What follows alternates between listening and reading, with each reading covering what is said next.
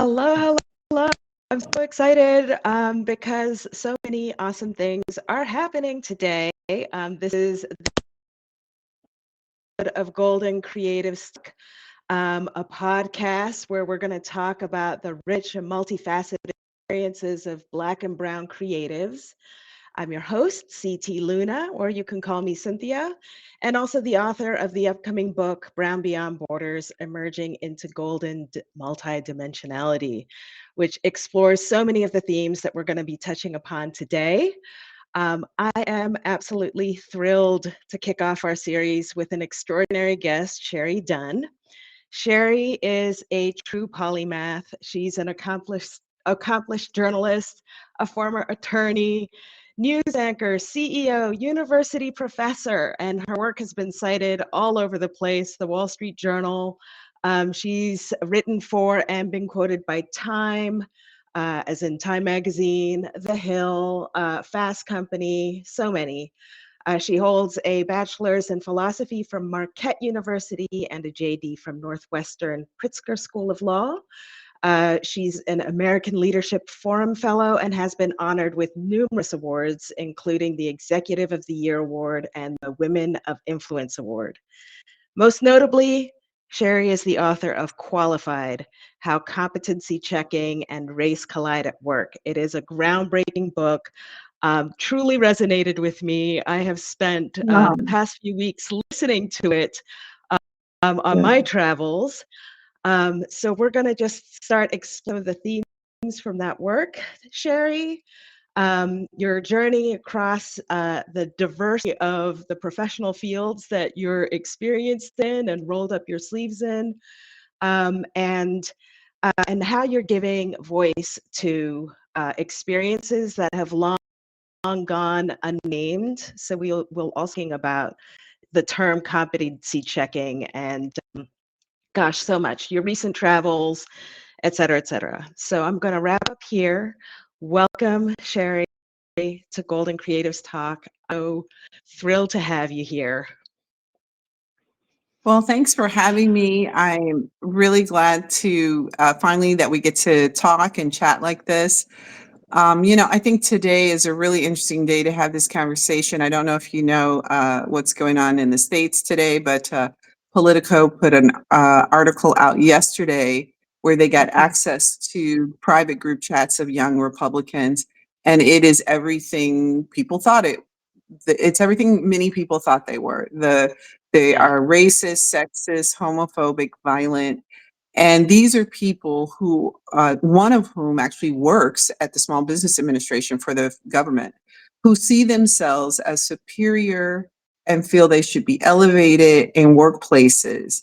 And it's at the heart of the crux of Qualified is that the question about diversity, equity, inclusion, the question about qualifications it's never about that.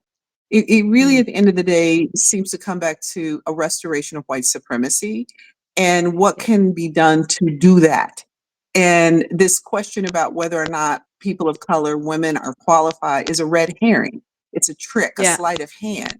And seeing these messages just reconfirms that. And it also reconfirms something I always thought was that young people are not going to save us from racism. I mean, I've heard people say that, and I think it is a unsophisticated view, but I've heard people who make a lot more money than me as consultants say such things. And it comes from people not knowing the kind of material young people have been getting for the last decade or so on streaming platforms, Twitch, Discord, Instagram.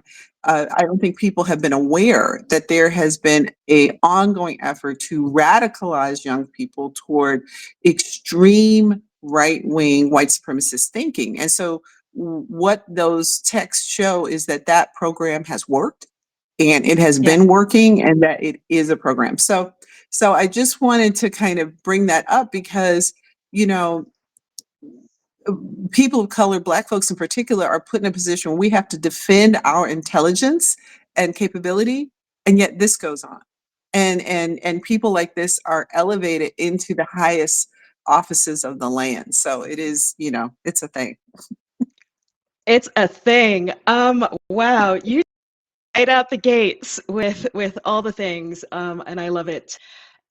I wanted to kind of talk to you about your career journey, and actually, I think Mhm. one of the things about your career journey that that actually illustrates exactly the point that you're making here. I mean, you you have the qualifications, you've done all the things, you have the experience. All of it.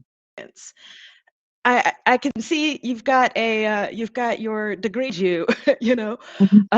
So let tell us a little bit about your varied experiences, the range of experiences, and I kind of feel like those experiences led you to writing qualified. So how did Yeah. your experiences lead you to becoming the author of qualified?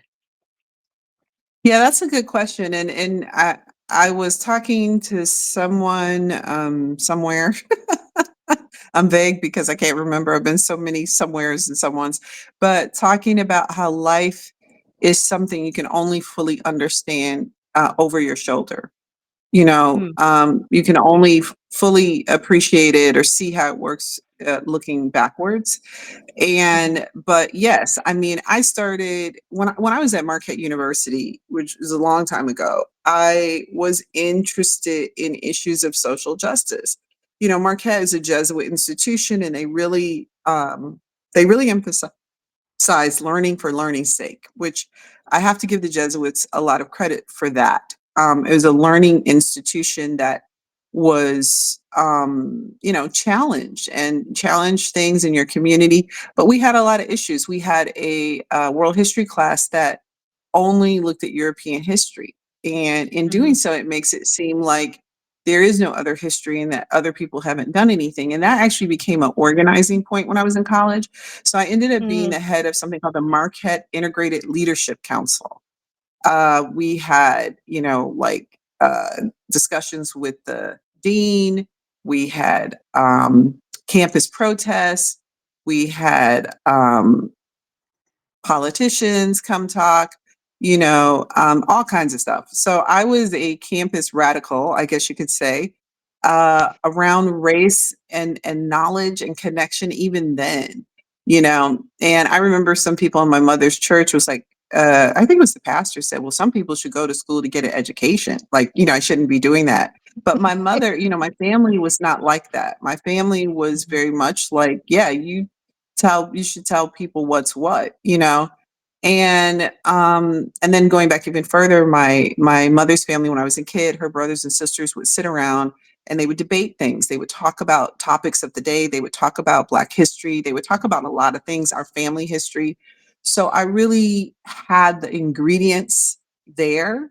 But I like to say when I went to law school, I like just totally took my brain off. It was like mhm, I was in college and law school. I think when you spend 4 years so serious under so much pressure, you want to break. And I did not, I really disconnected from that work and from that side of me while I was in law school. It's like partying in law school, doing law school, having, fun in law school, crazy. But that part of me just kind of wasn't present as much as it had been in undergrad. And I think it's because I was just exhausted. And then, mhm, but it was still there because I ended up taking a law and social justice class. I interned at a law firm one summer, and one of the projects was how could the law firm help this county take away benefits from retirees? Well, my mother was a Milwaukee County employee and was going to be a retiree, and I thought, if this is what law firms do, I don't want to do this. And mm, I ended up becoming a nonprofit attorney. So I work mhm, for legal services, and which is a quasi governmental legal services program. I did divorce and custody for victims of domestic violence for 10 years. So obviously, I'm seeing the results of social inequities, yeah, unfairness, how primarily our clients were low income women. There were one or two men, but almost universally women. Um, Seeing inequities, even across race, how people are treated in the legal system. And then from there, I went to Washington, D.C., where I did national work around funding mhm, that system and training attorneys. Then I went to New York and became a funder of that system, running a foundation. And then I became a journalist for a Hmm. decade, where even in being a journalist, these issues of equity and fairness. I remember I did a piece when I was in Texas on domestic violence and a woman who had been murdered. And so these things still stayed with me. Yeah. Um, and yeah, and then I started running a nonprofit in Portland, did that for 5 years, and then came to run my own consulting firm. And in everything I did, I saw Black people, myself included, being questioned more, having to Yeah. prove more, having to do more in Yeah. every environment. And it was just like, why is that? What is this? I mean, you know what it is. It's race based. You know, it's racism, but Yeah. and then as a consultant, when I started working with companies and working with individuals, I was hearing the same things over and over and over. People were getting similar reviews, having similar challenges, almost having the Yeah. same language. So I thought, okay, somebody's got to do something. And well, I'm somebody. And so that's how the book Hmm. came to be. A lot of personal experience as well as just, I guess, interactive experience went into that, into creating that book. I want very briefly for you to talk a little bit about your writing process. I mean, because you're a journalist, that's a deadline orientation thing, and also with the legal background, they do heaps of writing. So just curious to understand your writing process, getting the research together, getting the information on the page, and coming up with a really quality book. I'm very like I listened to your Audible so many times on the trip. Oh, So wow. So you've talk heard about my your voice writing a lot. process. Yes. Um, I actually like well, that. I like that. oh, Oh, well, I have to tell you, I'm not a natural writer. And I tell Mm. people that all the time. In fact, writing for television news will make you illiterate. When they first brought the websites to television news people were like, what am I supposed to do with this? I'm not a print journalist. You know, the way Uh, you write for television news is really specific. It's a conversational writing because you're writing scripts. So mm, you write things in ways that don't always make sense. They probably aren't even spelled correctly because it's you're trying to mimic natural speech on air. mm, So you're not mhm, writing sentences or anything like that. So I did that for a decade. So mm, when I left television and had to go back and write sentences, I was like, what? What structure? You know, it was really mhm, trippy. So I was not a print journalist. So mhm, television news doesn't write like that. So that was very difficult. And being a lawyer is a very specific type of writing. It's almost like academic writing. So, yeah. and funny enough, when I sent my first draft into my editor, she said, "Oh, this is it's a little academic. Like we want to break it up and make it more conversational." And because that was, the closest writing that I had was the academic writing. So my writing process is very different than I think many others. I am an Mhm, auditory person who wrote mm, a book. So mhm, what that means is I had to find auditory ways. I had to find ways to translate my verbal thinking into writing, which is tricky. And when I first started writing, I tell the story about how I used to get up at 5 a.m. because a friend of mine in law school is a best-selling writer, and he gets up at 5 a.m. and writes, and I wasn't writing nothing. And I was seeing a therapist at the time, and I told her about it, and she said, "Well, do you get up early for any other reason?" I was like, "No." And she's like, "Well, why are you trying to be creative when you don't, you know?" So once I got past how I was supposed to do it, then I started doing mhm, it how I did it. And how I write right. is a combination of things. I might record, I might speak Mhm, into my phone, record something, just thoughts, ideas, even sometimes whole ideas come. Then I get that mhm, transcript. Then I take that transcript and I start writing off of that. Or I might sit down and okay. I have an idea, like I have an idea about where I'm going. I'm going to write this out. Then I'll go back and research. I'll go back and research. Mhm, I'll be like, is there a way to justify this? And if there isn't, there isn't. And if there is, there is. Now, I recognize that a lot of writers do it very differently. They make this really great outline. They get all their research done. Then they start Mhm. writing. That is not how I write. Of course, I have an outline, which is usually the book proposal, which is quite detailed. But other than that, my writing is almost inspirational, you might say, but there is a process to it, but it is a process that works for me and how my mind works, which I Mhm. have come to understand is different than, say, a traditionally way you would explain somebody to write.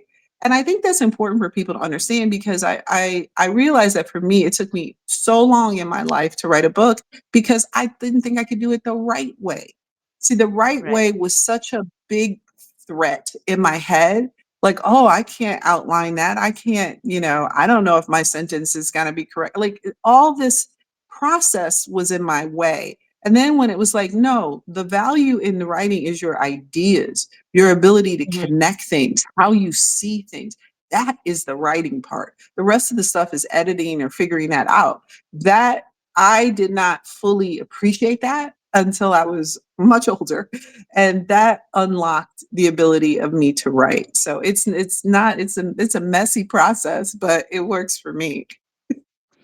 My process is pretty messy too. What I really enjoyed about your response was you're revealing that you almost competency checked yourself Mhm. from potentially Yep. writing qualified. So I'm hoping that you can read to us a passage to just clarify what competency checking means. I have finally understood what it means having listened to your book, but if you could share with us a Sure. passage, I'd really appreciate that. Yeah, well, I wanted to come up with language for what was happening to people. I knew, it's like saying racism is broad, saying Yeah, workplace discrimination, that's big. But what are the yeah. mechanics? So that is what the goal is. And I have here, there are three primary ways competency checking is deployed in the modern workplace. The first is the assumption of Black intellectual inferiority and or lack of qualifications. This can manifest in low expectations, marginalization, and extreme micromanagement. More simply put, if someone assumes consciously or unconsciously that all Black people are intellectually inferior, they may question the person and their qualifications more closely during an interview, and once hired, pay more attention to their work while looking for any mistakes. The second method of competency checking is the expression, particularly of surprise or unease with open displays of Black intelligence, which can trigger requires or demands to confirm how it was acquired, whether it is the result of rote memorization or actual integrated knowledge. This can manifest as dismissal, quizzing, argument, and tokenization. If a Black person knows something that their white coworker doesn't already know, the coworker's reaction isn't, I didn't know that, but more often it is, how do you know that? And I have to tell you, anytime I do a public reading, even in the UK, people preset the second part of that. That's how common that is for Black people. How do you know that? Black people can Mhm. finish the sentence and I don't have to say it. So the third method of competency checking is activation, specifically the feeling of fear when confronted with a Black person who holds any authority, especially someone in a leadership position. This can manifest as a request for identification, undefined feelings of unfairness, anger, unease, and what I would describe as an autoimmune level rejection of Black leadership. So those are the three primary expressions. And so Mhm. activation, expression, and assumption. And it really, it's like when I say to people, like when you say housing discrimination, okay, but when you say mortgage lending, then you get it. So that was the Mhm. goal with trying to come up with these three key ways so that people can see this way impacts leadership, this way impacts hiring, this way impacts evaluations, just to be able to trace it more clearly. Yeah. When I was thinking about your work, listening to your work, um, I was thinking how the word competency checking is less triggering than the words discrimination and racism, especially when get into that workplace context where you might be in a position of um, consulting or even just sharing, like through an ERG, some Mhm. kind of DEI initiative. Um, and it's also more specific than bias, which has become a new word that's somehow palatable for for non othered audiences. Um, and I feel like with the term competency checking, you can accomplish so much more change in workplace contexts or even with your clients. Um, so I see there's like a power in sort of like creating this term and enhancing our vocabulary to have these conversations. Yeah, that was the goal. The goal was to really give people something. And as you know, having listened to the book, the first three chapters are context setting, really helping to, Yeah. because what I found when looking at books on race and even some of the really well regarded ones is that some people do the what really well, or they do the how, or they do the why, but very few people do Mhm. the how, what, and why in the same book. And Yeah. I thought it was really important to do that in this book because I can't ask you to change something you don't fundamentally think needs to be changed. You don't know why. So I needed to Right. do the what and the why, and then tie it as the book goes on into the how. And so getting people, but it's definitely not design. I mean, it's design. Racism is the top level, but it's a Yeah. big word, and it Yeah. doesn't help. Like just like I said, housing discrimination is true. That is the true word. But there are Yeah. subsections, and if you are dealing with mortgage loan discrimination, that remedy is different than if you're Hmm. dealing with redlining, right? So I want to make Right. sure that I talk about this in the book, but I think one of our problems is we have been using the wrong remedies for a long time because we have the wrong assumptions about what's wrong. Yeah. I'm so glad that you keep like laying things up for me. So I also wanted to ask you to read a passage from your book about equity and where you were talking to your client about equity, just to sort of level set, because I think then we can go back to the beginning of our conversation today. Sure. Well, this comes from chapter 4 called The Myth of Qualifications. And just a teeny bit of setup. I mean, what I wanted to do with this chapter is there is a false notion that there was some point in time in the United States when we were a meritocracy, when only merit Mhm. mattered. And that's never been true. It's always been a class, economic based, access based system. And the only time merit starts to matter is when the out group wants in. And Mhm. then you can trace it. It's the only time. So really, merit and qualifications are really you think of them as a castle. They're the turrets and the walls of a castle designed to keep the masses out and only let a few in. But behind that wall are people who always had access. And their Mhm. standards of merit and their standards have always been different. So I wanted to kind of explode that myth. And so the chapter actually starts with talking about Harvard and the grades of Franklin Delano Roosevelt. But I do have this chapter where I think really gives us some insight. So it's the chapter is called The Gentleman's C, which is that at Harvard for many, many years, your only qualification getting was to be rich and white. That was your Mhm. qualification. And getting a C was considered good, not for grade inflation, but because anybody who was working hard enough to get A's or B's, what are you, poor? I Right. mean, a C was enough if you were wealthy and in the right class to go everywhere you needed to go. So that's the Mhm. thing. So this is from that chapter. I also get some insight when I'm doing consulting into white people's fears.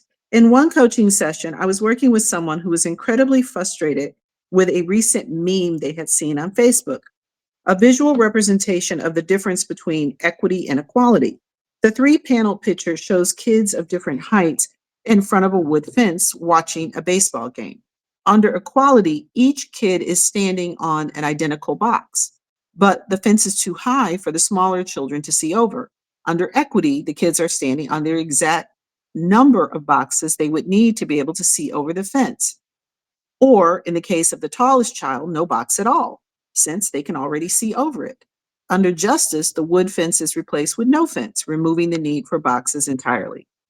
At first, my client couldn't articulate what exactly about the picture upset them. Finally, they said emphatically, "It's unfair." I was baffled. I asked them to walk me through what exactly was unfair. After a minute or so, with some emotion, they said, "Well, it took away the tall kid's advantage. That kid had an advantage and now it's gone." This person was articulating the fear of losing what I call the accidental advantage. I explained to the client that the tall kid didn't do anything special. They were tall as an accident of genetics. Conversely, the shorter kids didn't do anything wrong, and to my mind, weren't asking for anything special, just for the ability to watch the game. Those explanations, unfortunately, did not assuage my client's fear, a fear that, however unfounded, didn't come from nowhere.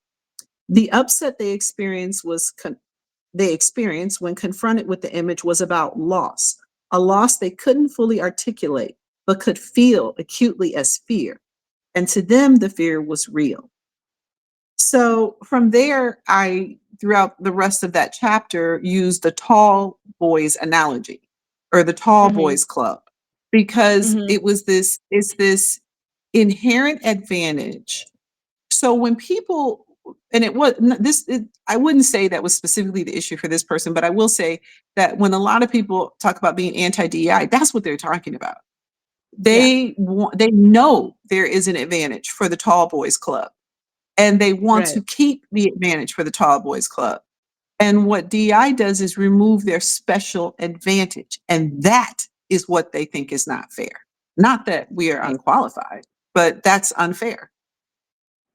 Right. And I guess that's what we are seeing playing out from some of the things that you were posting on Substack today, to ICE doing what it's doing, to more than 300,000 women being laid off since February. I think it's actually very close to 400,000 now. That's the Mhm. count. So I think that that's really what we're seeing playing out. And competency checking is, I guess, how we've been seeing the signals for for what we're witnessing now, which is more drastic competency checking. I mean, just locking you out entirely without Mhm. the charade of performance reviews, vague performance Right. reviews, Well, I mean, putting I people through think tests. that's a restoration of white supremacy. I mean, we just have to call it Yeah, what it is. I mean, white yeah. supremacist ascendancy, which the young Republicans, notes really make clear. That is their goal. That is their aim. Yep. There is no other aim. Um, and anybody who doesn't understand that is being made a fool out of, especially if they're a person of color who thinks that the political party that supports the restoration of white supremacy is ever ultimately going to help them. And then, you have people like Marjorie Taylor Greene the other day, who's a Republican congresswoman, who said Republican men are afraid of Republican women. No, Marjorie, they're afraid of women, period. And they don't want women in ultimately positions of authority. And so there are a lot of people who seem really unaware that there is an ascendancy toward a restoration of white supremacy. And that is what's going on over there. Now, as far as competency checking within the workplace, I think this is one of those things that if companies can still think about how they hire, they can still think about what they do. They can still, these things are things that companies can still address, because a diverse workplace and consumer base is good business. You have people like Robbie Starbuck saying they're abandoning their fiduciary duty. No, you're abandoning your fiduciary duty when you do not consider the diversity of your customers, clientele, business, the world, Hmm. your staff. That's abandoning your fiduciary duty. So, it's this really complicated moment, but it's also very simple because at its core, you have a group of people who are determined to restore us to the days of the gentleman's sea, you know? Right. Yeah. And so my next question actually take us across the Atlantic because at least one of the things that I observe, I've been living in Central Europe for just over 10 years, nearly 12 years, actually nearly 13 years now. Um, and and I've met a lot of Black and Brown women, some of whom also grew up in the United States and spent a large portion of their lives in the United States. But one of the things I hear from other Black and Brown women is, well, I'd much prefer to deal with the issues that exist here in Europe.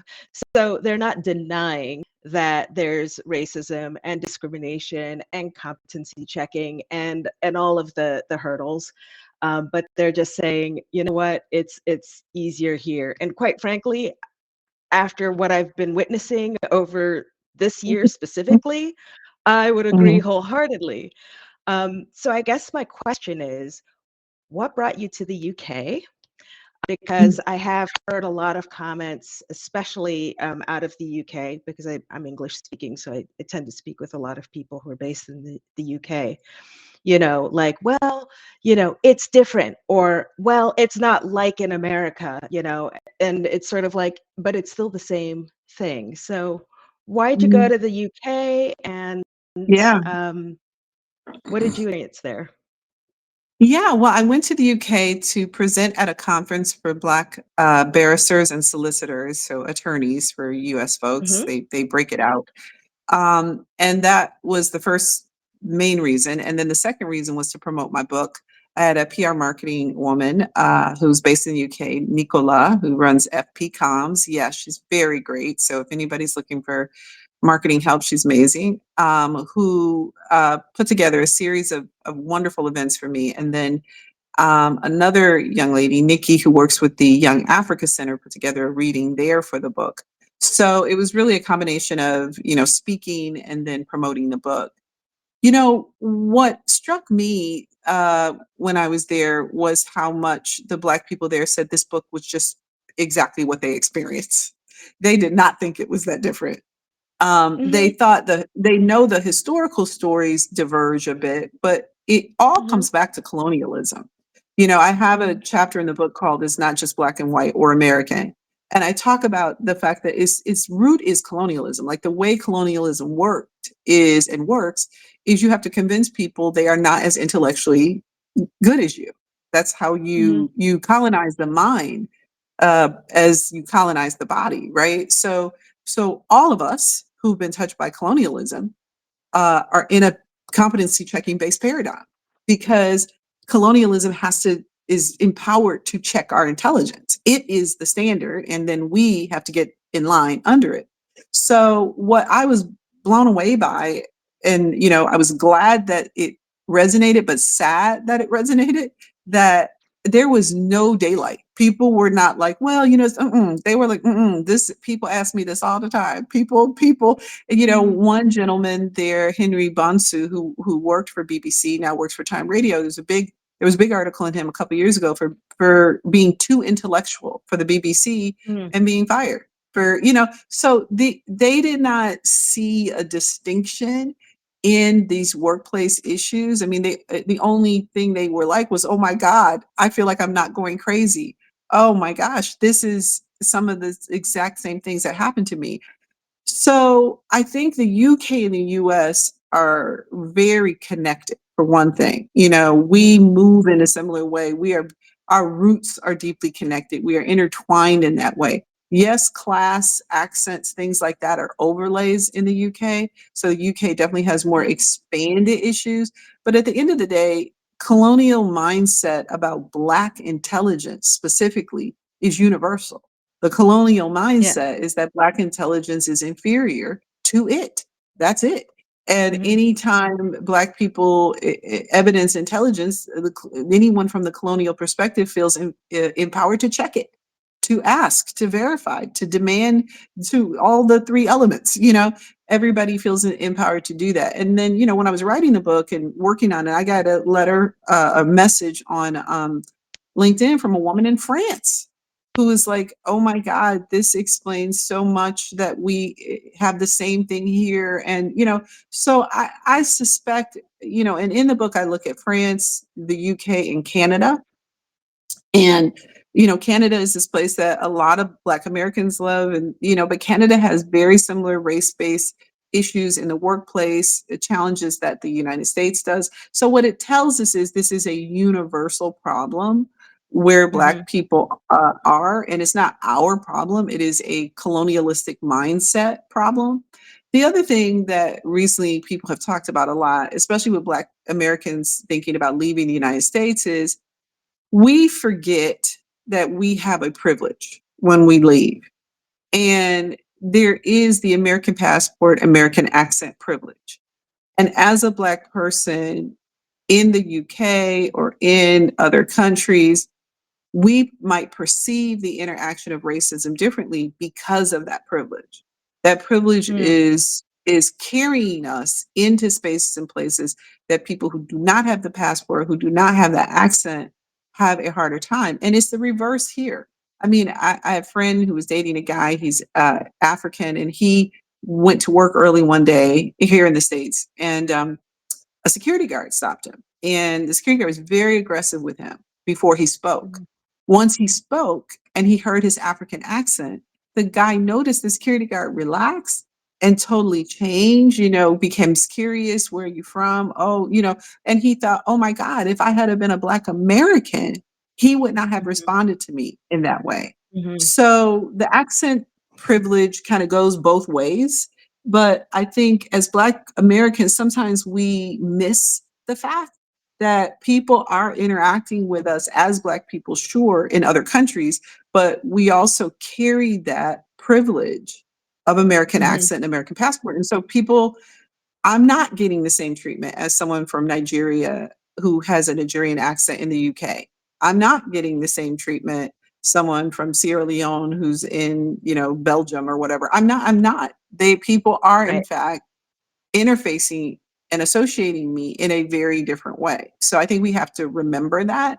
I like to say racism is like there's this commercial. I think it's still on, but it says you're colorblind, you're nose blind to how your house smells. I love this commercial. Mm. Like we don't know how our house smells, like because we live in it, and then it's just designed to make you nervous and get sprays for your house. But anyway, we don't know what our house smells like because we live in it. We're used to the smell. Somebody else comes in your house and they're like, ooh, they can. So that's the Mhm. thing about racism. Like I can be nose blind to it, and somebody else comes in, they're like, ooh, can't you see how racist it is here? Right. But I Mhm. don't notice it because either I'm in it or because of the privilege that my Americanness carries, I don't smell it, if that makes sense, in the same way. Right. Right. You touch on so many things, and my brain's going in all these directions. One of the things I find curious now that I'm looking at the activities that are happening in the United States, particularly on immigration, because it's kind of like there's a layer to that immigration thing where you have, Black African Americans, and then you have Black Americans who naturalized, and then you have Mhm, other people who aren't, white European women and men who might have also naturalized or might only be green card holders. What's happening with the shakeup, in your opinion, on the immigration level? Because I'm having a hard time understanding um, what's going to happen to people who really the only reason why they're in the US is because their ancestors were brought over as slaves. They were enslaved people, and they were born in the United States. They have the privilege of an American passport by birth, but do they really hold that Yeah. privilege? And also for naturalized Americans, African Americans. Yeah, well, I think naturalized citizens, period, should be concerned. Yeah. I think that there is a real push in the fever dream insanity mind that is Stephen Miller to put all of our citizenship at stake. You may have seen some people's visas were rescinded for Hmm. saying negative things about Charlie Kirk online. I mean, it's insane. And I normally don't say his Hmm. name out loud because it's not even worthwhile to say his name out Hmm. loud. Just the young man who was assassinated because it's not worth it. But that's insane. That's Hmm. insane. That is not a free society. That is, Yeah. and it's so there have been talk about denaturalizing people, Yeah. naturalized citizens, trying to pull that. We have birthright citizenship, and pulling birthright citizenship is going to be much harder than denaturalizing naturalized citizens. But that Hmm. is the fight over birthright citizenship. The birthright citizenship is going back to the Supreme Court. And should the Supreme Court invalidate birthright citizenship, we're in trouble because that would Yeah. mean generations of Black people to come would not have birthright citizenship, or birthright citizenship would be limited in what way, you know? Hmm. And to be honest, this fight goes all the way back to slavery. They've been mad Yeah. about birthright citizenship since we got it. I mean, that's the facts. Black people had to become citizens because we had lived here for 200 plus years as not citizens. Because we weren't Yeah. citizens because we were like the equivalent of a cow or a Right. dog. People should remember that chattel slavery was very different than slavery in other parts of the world and in other expressions. Chattel slavery has existed in history, but it's not the dominant type of slavery. And chattel slavery means just that, chattel.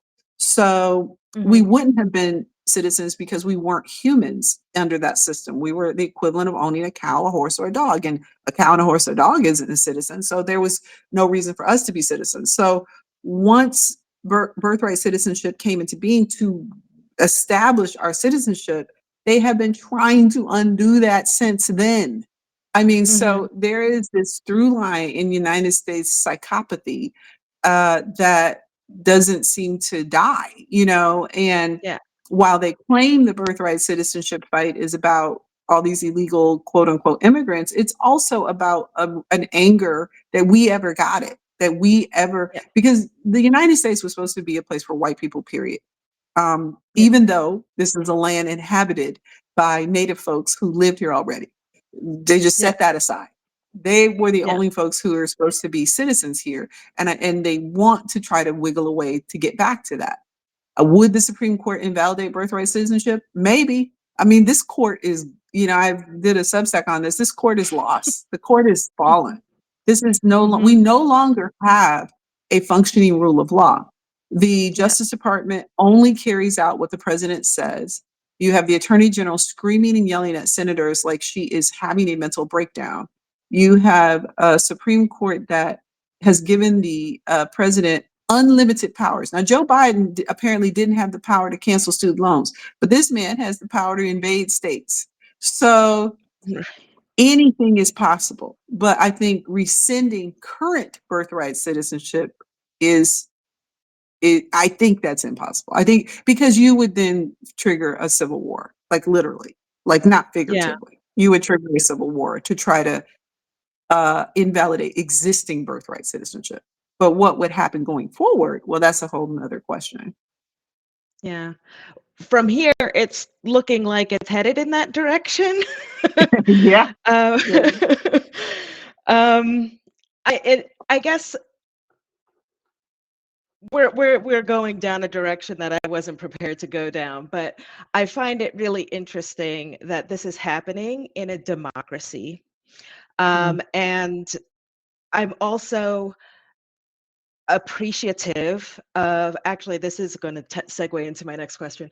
I'm very appreciative of some of the technologies that are available, particularly social media, because the fourth column of the US democracy and other democracies around the world has been um, manipulated to the point where it a lot of times it's just a megaphone for the ruling party. um, Mhm. all of that to say, I use Substack, and I really appreciate the way that you curate the current events that you talk about. Um, and I also appreciate the way that you put things into context. You Mm. reach into the history, you relate it to current events, you also have anecdotes, and it makes the content in Qualified very powerful. Actually, that's a perfect example of how you pull it all together. And then also your Substack. And so I guess I want you to talk a little bit more about Substack, why Substack, what you want to accomplish there, and then Mm. after, if you head in that direction, tell us about the Zora Project. Yeah, well, Substack, I was kicking around for a platform that worked for me. I tried TikTok, which I had some good success on TikTok. I had some really viral I bet. things on TikTok prior to the election, but TikTok is tricky and it's difficult to really get a handle on because, it's not so much a writer's platform. It's a Mm, shorter, more powerful, quick hit visual platform. So I found Substack and I thought, oh, this is great because I can write and I can develop a following and I can maybe monetize the platform because obviously doing this type of work, it takes time away from my consulting. So how can I monetize this work? So it seemed like a perfect match. mhm, And then I am an auditory person, as I said. So a lot of my newsletters, people ask me how I do my newsletters. I tell them just like this, just like this. I talk into this thing right here. I say, well, here's the thing about Politico. And I start talking, talking, talking. And then I get a transcript from the thing. And then I use that transcript and that becomes a newsletter. So I'm talking writing. So that's how I'm mhm, able to do it, like that. But Substack, just like every other platform, has its drawbacks. Substack yeah, says they believe in free speech, and there was the great Nazi issue. So a couple of years ago, when they do platform a lot of right wing people who have a lot of abhorrent ideology that is, I think, past the level of free speech. I think Substack is funded by some people who have close ties to the administration. They're taking more money from those folks. And what does that mean? For mm, voices on Substack. So these are all questions I wrestle with, but my goal for Substack right now is to grow potentially an audience that's big enough that I could take with me somewhere mhm, else that I could transform. It's life is spy versus spy. Like it's an old yeah, cartoon of spy versus spy. Like it's you trying to figure out what you can get, what they can get, what you can get from them. And so there is nowhere to run. That's clear that these mhm, platforms are owned by, Donald Trump is going to put together a group of people to take over TikTok. So yeah, they will have a clean sweep of almost all major social media platforms, from Facebook, Meta, that has Robbie Starbuck, the anti-DI activist on his board, who would be mhm, fired for the comments he makes online on their board, to TikTok, which would be owned by conservatives who Donald Trump chooses, to Substack that has funding. I mean, there's nowhere to hide because this tech X Twitter. money, X Twitter, yeah, X took over Twitter. So they've they've consolidated Mhm, their hold on social media because they knew it was powerful.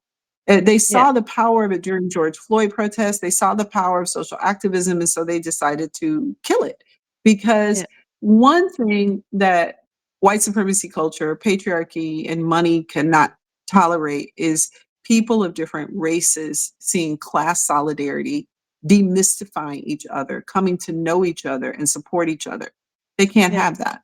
So if they can break that, that's what they want to do. So my goal with Substack is to grow my audience to a point that it's a big enough audience that can decamp to something else that that I own or that's separate. That would be great. mhm, The Zora project is a project I have on Substack to try to track the stories and information from the over 300,000 Black women who this year have lost their jobs. Many of those women do come from the federal government, but many are also from the private industry. And as you said, that number is growing every day. In addition, Black unemployment is now almost double white unemployment in the United States, or Mm-hmm. maybe it has exceeded doubling. So Probably. my goal is, like, Zora Neale Hurston was a writer who went around collecting the stories of African Americans who has still been enslaved, and at least one person who had come off a slave ship. And she was paid through a writer's project from the government back in the 20s, 30s they had. And she went around and collected these stories so that they wouldn't get lost. And that's what I think is important with the Zora Project, is I'm trying to collect the stories of Black women so that these stories don't get lost about what is happening. I think we are in the end of the second Reconstruction in the United States. The first Reconstruction ends as Jim Crow begins. And for all practical purposes, we are very much there. And unfortunately, what people don't know about Reconstruction is Black people at the time lived just like we live today. They lived in integrated Mm-hmm. neighborhoods. They had jobs. They were served in Congress. They were building some wealth. Yes, there were millions of impoverished, formerly enslaved people, but Black people were really getting a foothold. And that became a threat to white supremacy. And Jim Crow came in to reestablish all functional elements of slavery except physical restraint. And honestly, the prison system took care of that. So, it feels a bit like we are at that end of Reconstruction, and these stories could get lost, that there were Yeah. Black women executives, that there were Black people running businesses. And so the Zora Project is designed to try to keep those stories from getting lost. Where do you envision those stories going? Hopefully not in a capsule that will be buried to be discovered 10,000 years from now. Do you want to Well, publish it in a book or? Mhm. I mean, I hadn't thought about that. I mean, first of all, I have to say it is very hard to get people to share stories. People are very fearful, which tells you Yeah. about the environment we're in. There is so much fear, and it has come upon us so fast, like night Mhm. falling. It's really been something. And so, I wouldn't really think of monetizing their stories in that way, because I think it's hard enough for people to share their stories, but really curating their stories on the Substack and maybe taking them over to another platform where people can read the stories, understand the stories, using the stories as information for other media pieces, such as writings or Mm. studies, things of that Mhm. nature, I think would be a good, but mainly just documentation. I mean, we Yeah. really are at the documentation stage of the end of Reconstruction. Like, I saw Henry Louis Gates, he does this Finding Your Roots, and Chris Rock had an ancestor who was one of the Black Congress people in South Carolina. South Carolina had a majority Black state legislature during Reconstruction. Chris Rock did not know that. And he did not Mm. know that because their pictures were burned into a bonfire. Information about their Yeah. presence was destroyed. So Yeah. we're at the destruction phase. Like, I'm trying to save information that will be destroyed. I mean, they literally are destroying things, deleting things off websites, trying to remove things out of the National Museum of African American History, trying to remove things out of History Museum. Like, Yeah. we literally are at the destruction phase. So Yeah. I'm literally also just trying to document. Right.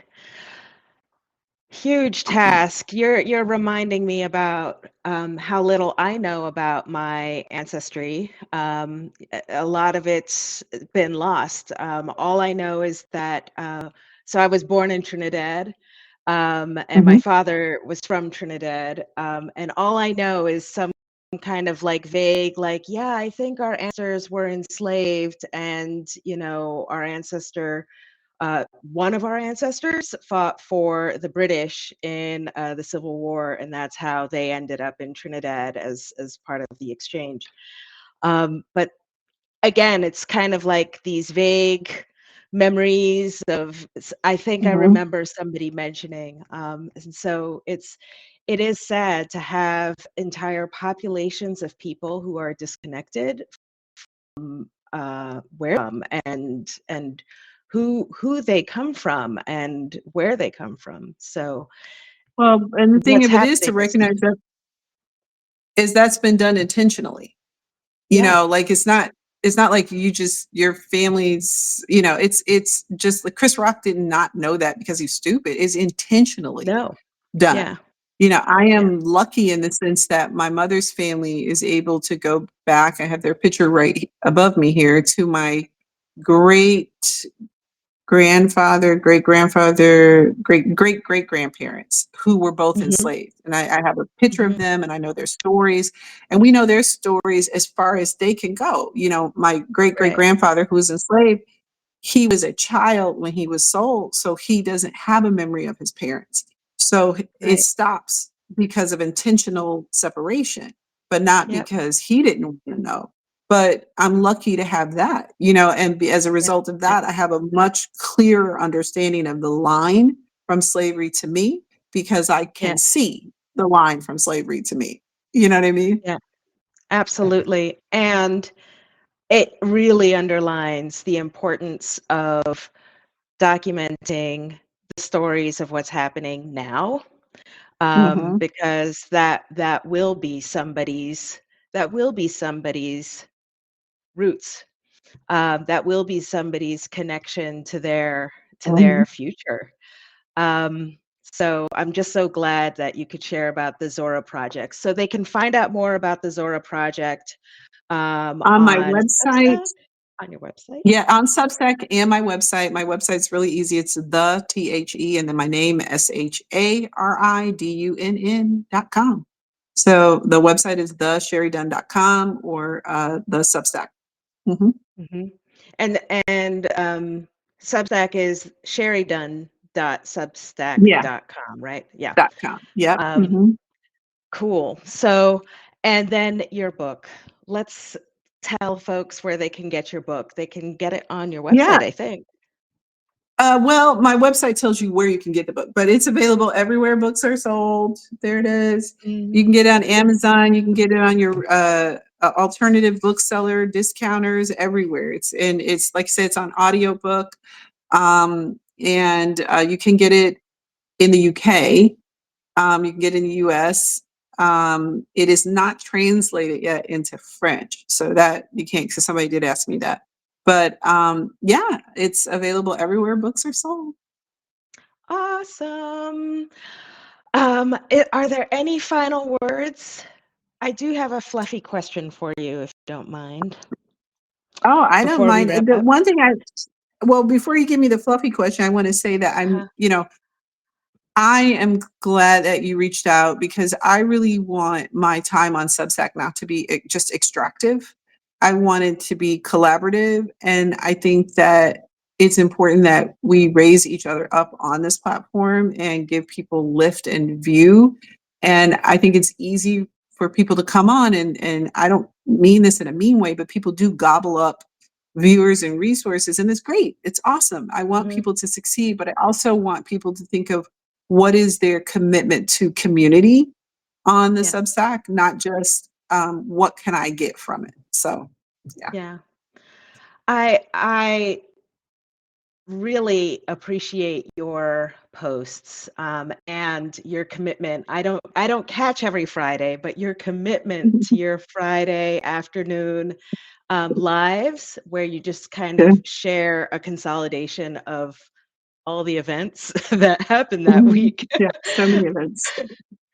Yeah, and they seem to be getting longer and longer. So Yeah. yeah, because there's just so much going on. All right, so I think we've covered everything, Sherry. Thank you so much for joining. Oh, wait, I what's am. your fluffy question? You had a fluffy Oh, question. my fluffy question was, what is your absolute favorite thing to do, online or in real life? What is my most favorite thing to do? Um, well, this is very boring. But I was Sleep. thinking about this yesterday. Yeah, I was thinking about this yesterday because the weather is turning cool now in Oregon. But I have like a little balcony area that you can sit on. It's a nice size. And my favorite thing to do is to have coffee sitting on my balcony while the hummingbirds have their nectar. Because I I really have a whole hummingbird situation going on, and I make nectar for them a lot. Frequently, they're very demanding that it be fresh, so it's really like a second job. But my favorite thing to do is to sit on my balcony and have coffee, and while they're having their nectar, and just enjoy being at peace. So Yeah. it's not that exciting, but It's very exciting. I saw my first hummingbird a few years back. So yeah, because they don't have they're them in Europe. fascinating. They don't have them in They're Europe. Which blue, fascinating. Yeah, they because don't. someone asked me about England, would I move to England, would I move to Europe? And then when I found out there were no hummingbirds, I was like, I don't know about that. I live someplace. I love my little hummingbirds. They're fascinating. They're so small, and it's like, that's a They're so bird. small. It has bones and tiny feather. Anyway, They're super Sherry, this has smart. I have to been. tell you. Yeah, I'm sorry. I give you. Uh-huh. You say Go ahead. hummingbird, you get a lot of nerd from me. They're very smart. They know who feeds them. They look in my window to see if I'm in here, Hmm. to see if the nectar would be fresh. That's how Right. smart they are. And they're quite inner. They're wild animals, and yet they're very good at communicating to me what they Mm. want, if they want it changed, if they, they're very good at communicating. So yeah, it's a weird deal. So sorry, I had to nerd out about hummingbirds. Oh, I have a surprise for you when we get off this call, but I am so thrilled that we could have this conversation, that this is the first conversation of Golden Creatives Talk. I really hope that we'll get to have another conversation sometime in the future. Mhm. So we've talked about where folks can find you. So I think that pretty much wraps us up. Our next Well, I Golden would ask Creatives you to Talk. do Uh-huh. a favor for me, because hopefully this will recording, I can put this on my Substack. Where can they find Sure. you? Because you Oh, assume my folks, if you cross post it, don't know you. So they can find me. Thank you, Sherry. Thank you for helping me out with my promotional efforts. You can find me at brownbeyondborders.substack.com, or my off Substack world is ctluna.com. But Substack is really where I do most of my writing and posting and interacting. So thank you so much. Thank you for joining me. We're going to wrap up this inaugural talk, and Friday is our next conversation with an author. More on that. Stay tuned. Thanks again, Sherry. Bye, thank everybody. you. Mhm.